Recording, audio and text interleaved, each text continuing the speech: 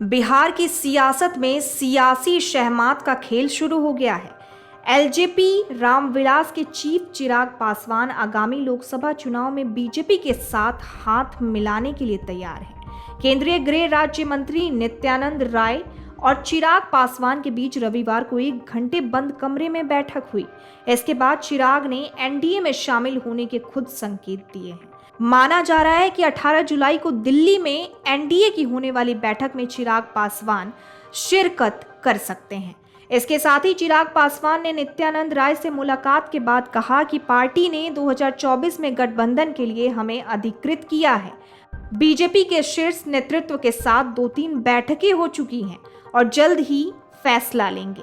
वहीं नित्यानंद रॉय ने चिराग को अपना भाई ही नहीं बल्कि उनके साथ अटूट संबंध बताकर बड़ा संदेश दिया है। ऐसे में सवाल उठता है कि जिस बीजेपी के हाथों चिराग ने पिता का बंगला, पार्टी और अध्यक्ष का पद खोया, उसी के साथ ही आखिर क्यों हाथ मिलाकर चुनाव लड़ने जा रहे हैं। दरअसल चिराग पासवान के पिता रामविलास पासवान साल 2014 के लोकसभा चुनाव से पहले बीजेपी के नेतृत्व वाले एनडीए का हिस्सा बने थे।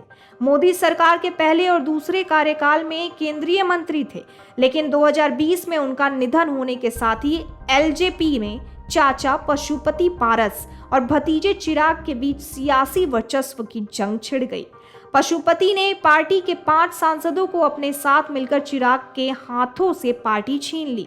इस तरह एलजेपी 2 धड़ों में बंट गई। विरासत की लड़ाई में चिराग को अपने चाचा के हाथों पार्टी और पार्टी का अध्यक्ष पद भी गंवाना पड़ा था। इसके साथ ही लोकसभा स्पीकर से भी चिराग को राहत नहीं मिली थी। चिराग पासवान की जगह पशुपति पारस को मोदी कैबिनेट में जगह मिली। चिराग अपने पिता की जगह मंत्री नहीं बन सके, जबकि इसके लिए उन्होंने बहुत कोशिशें की थी। इस तरह चिराग पासवान को अपनी आगे की सियासत के लिए एलजेपी रामविलास के नाम से नई पार्टी बनानी पड़ी। आपको बता दें, राजनीतिक विश्लेषक संजीव चंदन कहते हैं, बिहार सियासत में चिराग पासवान के सामने अपने राजनीतिक वजूद को बचाए रखना मुश्किल हो रहा है। एलजेपी 2 फाड़ हो जाने के बाद चिराग इस बात को समझ गए हैं कि अकेले बिहार की राजनीति में सरवाइव नहीं कर सकते हैं। महागठबंधन का दरवाजा नीतीश कुमार के रहते हुए बंद है। महागठबंधन का दरवाजा नीतीश कुमार के रहते हुए बंद है, जिसके चलते उनके सामने बीजेपी के साथ ही गठबंधन का विकल्प बचा है।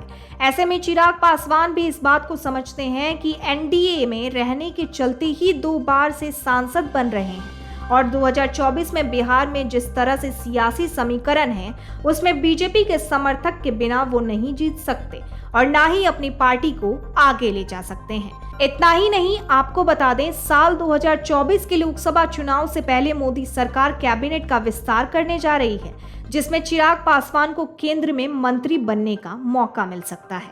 18 जुलाई को दिल्ली में बीजेपी ने एनडीए की बैठक बुलाई है, जिसमें कई पुराने सहयोगी दलों को भी बुलाया गया है, जो किसी न किसी कारण से छोड़कर चले गए हैं। इस फहरिस्त में चिराग पासवान का नाम भी शामिल है।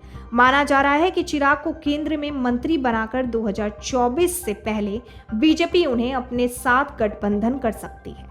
इसके पीछे वजह यह है कि चिराग के आने से बिहार में पासवान समुदाय के वोटों का रुझान एनडीए की तरफ हो सकता है।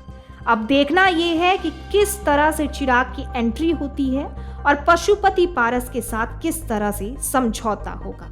Video desk अमरउजाला.com। अमर उजाला अब आपके टीवी पर भी। अपने स्मार्ट टीवी पर YouTube पर सर्च करें अमर उजाला, चैनल सब्सक्राइब करें और देखें ताजा खबरें, वो भी HD क्वालिटी में। और हाँ, बेल आइकन दबाना ना भूलें ताकि हर खबर हो आपके घर। अमर उजाला, निष्पक्ष, निर्भीक, निरंतर।